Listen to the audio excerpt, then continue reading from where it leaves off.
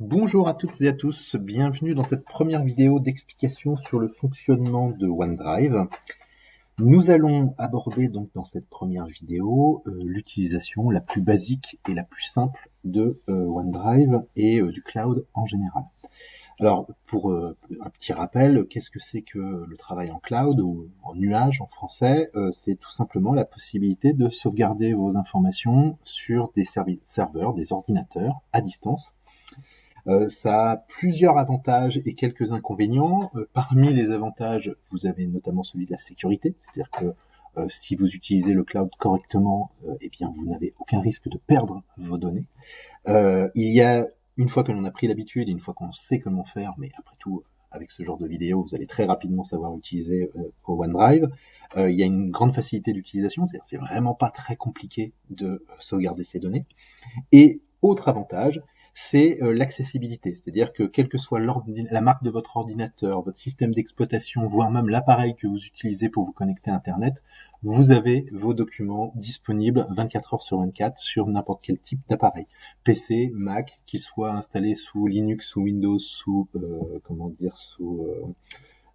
sous le système d'exploitation Macintosh, que vous ayez une tablette, un smartphone, vous avez accès à vos documents. De plus, l'avantage de stocker en cloud ou sur OneDrive vos données, c'est que vous pouvez les partager plus facilement, et ça on le verra dans une autre vidéo, dans un autre cours. Enfin, dernier avantage qui n'est pas négligeable, c'est que tout le monde travaille avec le même outil, mis à jour au même moment, donc si bien qu'il n'y a pas de problème de version de l'outil, c'est-à-dire tout le monde utilise l'outil dans sa version optimisée et mise à jour, sans que vous ayez d'ailleurs à vous préoccuper de mettre à jour l'outil OneDrive. Parmi les inconvénients, parce qu'il y en a quand même, le premier inconvénient, c'est qu'il faut être connecté à Internet si vous voulez pouvoir l'utiliser. Ça peut paraître assez anodin comme inconvénient, mais quand vous êtes perdu dans la campagne sans réseau et sans connexion à Internet, ça peut être un vrai problème. De plus, quand bien même vous ayez une connexion Internet, le confort d'utilisation de OneDrive est fortement lié à la qualité de votre connexion. Donc, il est évident que si vous avez une qualité de connexion médiocre, eh ben, vous aurez des temps de réaction qui seront relativement lents, ce qui peut engendrer un peu d'agacement et un peu d'énervement.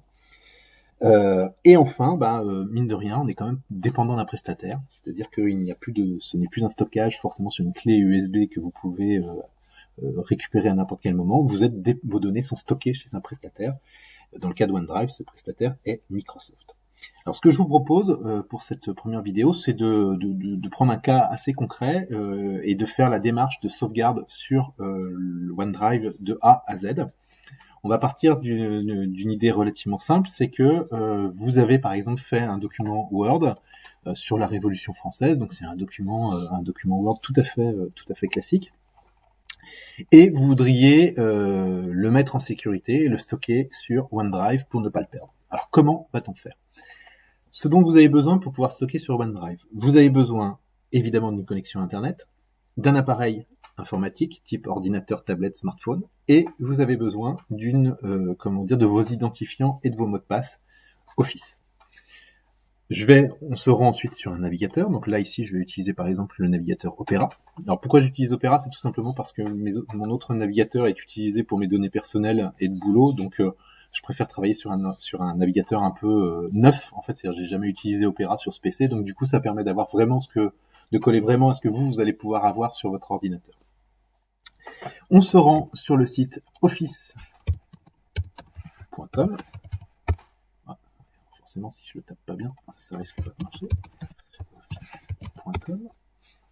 Vous arrivez sur cette page d'accueil. Vous pouvez cliquer soit sur connexion ici, ou bien sur se connecter en haut à droite. Moi ici, je vais choisir me connecter. Alors là, il me propose, je me suis déjà connecté avec mon navigateur avec quelques comptes, donc je vais utiliser un autre compte. Vous n'aurez probablement pas ce panneau sur votre machine. On va vous demander de se connecter, de rentrer votre identifiant. Donc moi, je vais rentrer mon identifiant pour ce tutoriel. Je vais utiliser une adresse mail de travail btp.fr. Vous ici, vous aurez en fait votre nom et votre prénom suivi de @3ca-btp.fr. Par exemple, si j'utilisais mon adresse perso mon adresse professionnelle, ça serait stéphane.letredec@3ca-btp.fr. On fait suivant. Puis il va vous demander votre mot de passe. Donc là, vous rentrez votre mot de passe Office. Si vous l'avez oublié, vous avez la possibilité de le réinitialiser ici juste en dessous. Je fais se connecter. Et eh bien, je vais arriver sur, sur ma page d'accueil d'Office. Et pour me rendre sur le OneDrive, je vais tout simplement venir ici sur la partie gauche, cette barre latérale. Remarquez que j'ai d'autres outils qu'on verra un petit peu plus tard dans d'autres vidéos. J'ai Word, j'ai Excel, j'ai PowerPoint, j'ai Outlook qui vous permet de vous connecter à votre messagerie, votre boîte mail. Et puis OneDrive. Alors quand je vais me connecter à OneDrive, je vais arriver ici. Alors vous voyez, j'ai quand même un fichier qui m'attend, malgré tout. J'avais pas pensé que ces fichiers étaient là, mais c'est pas grave. Donc vous, ici, vous aurez exactement le même type de présentation, sauf que vous n'aurez pas un petit fichier Excel qui vous attend. Comment faire maintenant pour amener mon document qui se trouve actuellement sur mon bureau? Comment faire pour l'amener donc dans cette zone de stockage qui s'appelle mes fichiers et m'assurer de ne pas perdre ce document? Alors ça va être relativement facile. Ici, vous avez une barre latérale en haut qui propose plusieurs options. Je vais choisir ici charger. Et quand je fais charger, je peux charger soit des fichiers, soit un dossier. Donc ici, ce que je veux charger, ce que je veux sauvegarder sur mon OneDrive, c'est un fichier. Donc je vais choisir l'option fichier. J'arrive j'ai une fenêtre qui apparaît sur mon écran et je vais pouvoir aller chercher mon document qui se trouve sur le bureau et il se trouve ici. Je le sélectionne, je fais ouvrir. Et ici, OneDrive m'indique qu'il charge un document. Donc vous avez vu que ça a été relativement rapide. Et au bout de quelques secondes, ça dépend de la qualité de votre vitesse de connexion. Bon là, c'était un fichier relativement léger, 371 kilooctets. C'est pas très très très lourd. Au bout de quelques secondes, vous avez votre fichier larévolutionfrançaise.docx qui apparaît, qui m'indique la taille du fichier, évidemment, qui m'indique quand est-ce qu'il a été modifié la dernière fois. Bon, donc là, il vient d'être créé, donc il a été modifié entre guillemets il y a quelques secondes. Et puis il m'indique aussi si c'est un fichier privé ou partagé. S'il y a indiqué privé, ça veut dire qu'il n'y a que vous qui avez accès à ce document. S'il y a indiqué partagé, ça veut dire que vous partagez l'accès à ce document avec d'autres personnes au sein de l'entreprise. Voilà, j'ai sauvegardé sur mon OneDrive un fichier que je voulais conserver. Reste maintenant à me déconnecter, et pour me déconnecter, je viens ici en haut sur ce petit espace et je fais se déconnecter.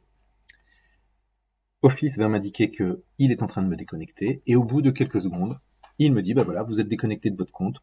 Hop, terminé. J'ai sauvegardé sur Office 365 OneDrive, j'ai sauvegardé un fichier.